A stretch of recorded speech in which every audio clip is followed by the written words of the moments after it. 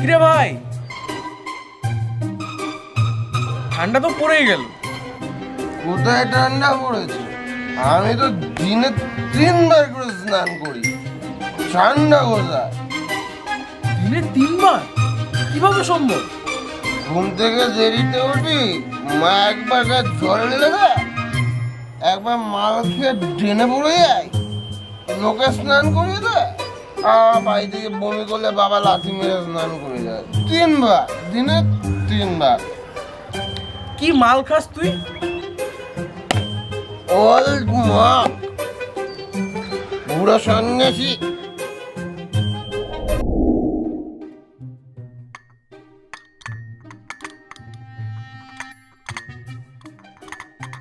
কিরে, তোর কি হয়েছে? তুই তো কাঁপছিস কেন? ভাই ও ঠান্ডা ভাই। তুই এমন ভাবে বসে আছিস কি করে ভাই? বাইরে যেতে হবে, চ কিছুটা পরে নে। বাইরে যেতে হবে তার জন্য আমার এত কিছু জ্যাকেট প্যাকেট পরতে লাগে নাকি? কেন ভাই? জ্যাকেট তো পর অ্যাট লিস্ট। হ্যাঁ চল, ছোটরা গায়ে দেয় জ্যাকেট, বড়রা গায়ে দেয় কম্বল।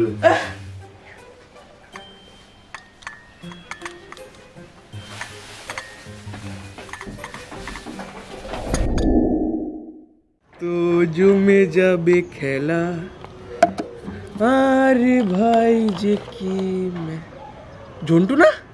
ঝন্টু, এ তুই ছাদে বসে কি করছিস? আয় মাল খাবি, মাল খাবি, আয়। কি হয়েছে? আরে না না না, এখন না, খুব ঠান্ডা লেগেছে, ডাক্তারের কাছে যাচ্ছি, ডাক্তার দেখাতে। ডাক্তারের কাছে গিয়ে লাভ নেই, আমি তোকে বলছি শোন, তোকে আমি এমন একটা ওষুধ দেবো না, তুই একদম ঠিক হয়ে যাবি। এর উপরে শীতকালে কোনো ওষুধই নেই, যতই ঠান্ডা লাগুক, যতই জ্বর আসুক, যতই যাই হোক, তুই মরে গেলেও তুই বেঁচে যাবি। তুই এদিকে আয় না একবার। আরে শোন না ভাই। আরে না ভাই, এখন খাবো না আমি। আরে আরে ভাই ঠিক আছে, তুই কথা বলে আয়, দেখ কি বলে ডাক্তার তোকে। যা। না, ডাক্তারের কাছে যাওয়ার আগে একবার কল করে নি, কি বলে। হ্যালো ডাক্তারবাবু, হ্যাঁ আমার না খুব ঠান্ডা লেগেছে, আমি নাম লিখেছিলাম আজকে। হ্যাঁ, ও আসতে হবে না?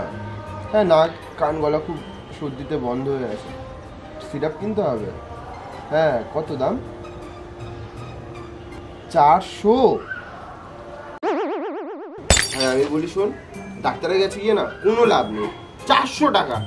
একটা খাম্বা নিয়ে এসেছি, তো আমি তো আগেই বলেছিলাম, আমি তোকে তখনই বললাম যে ডাক্তারের কাছে গিয়ে লাভ নেই। এখন সর্দি মানে ঠিক হয়, মানে এত ঢাল না আছে যখন নিয়েছি নিয়ে আয় এবার মা।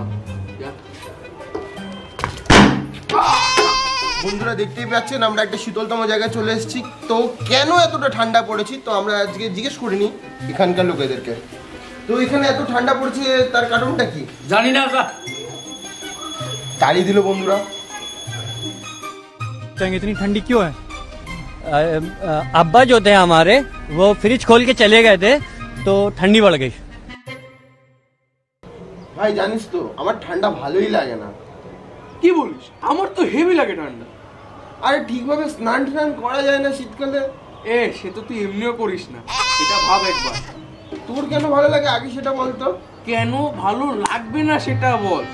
আমি ঠান্ডার দিনে 6-7 দিন স্নান না করে থাকতে পারি, যে কোনো জামা পরে থাকতে পারি আমি 1 মাস। যতদিন ঠান্ডা থাকবে 1 মাস আমি একই জামা পরে থাকতে পারবো, কারণ জামা তো ধুতে হবে না, কারণ ঠান্ডায় ঘামাবো না, গন্ধ বেরোবে না। গন্ধ বেরোবে না।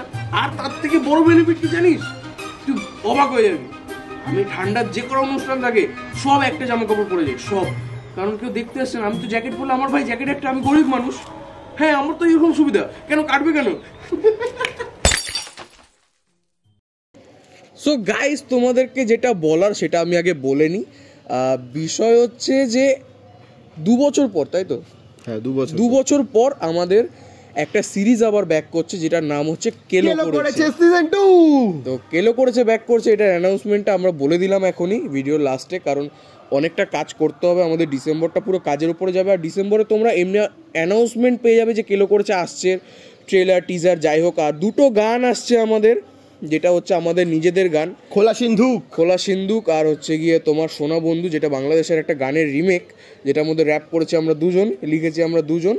তো দেখা যাক তোমাদের রেসপন্স কেমন থাকে। এইটা লাস্ট ভিডিও যাচ্ছে, মানে নভেম্বরে, ডিসেম্বর থেকে কেলো করেছের ব্যাপারে শুরু হবে ভিডিও স্টার্ট হয়ে যাবে। তো তোমাদের কাছে রিকোয়েস্ট রইলো, যারা ভিডিও এখনও দেখছো, নতুন যারা ভিডিও দেখছো, অনেকেই দেখছো, আমি দেখতে পাচ্ছি সেটা, তো সাবস্ক্রাইব করো চ্যানেলটা, লাইক করো, শেয়ার করো, যেটা অল টাইম বলে আসি। এ ভাই গন্ধ বেরাচ্ছে গা দিয়ে, ঠান্ডাতে স্নান না না না, করিস তুই আগে শোন, তুই এবার বল, তুই কিছু বলতে চাস?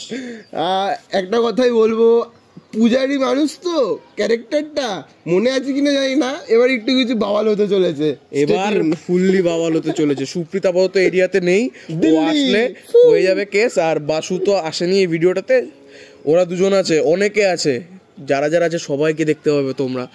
অনেক মজা হতে চলেছে গাইস, বহুত।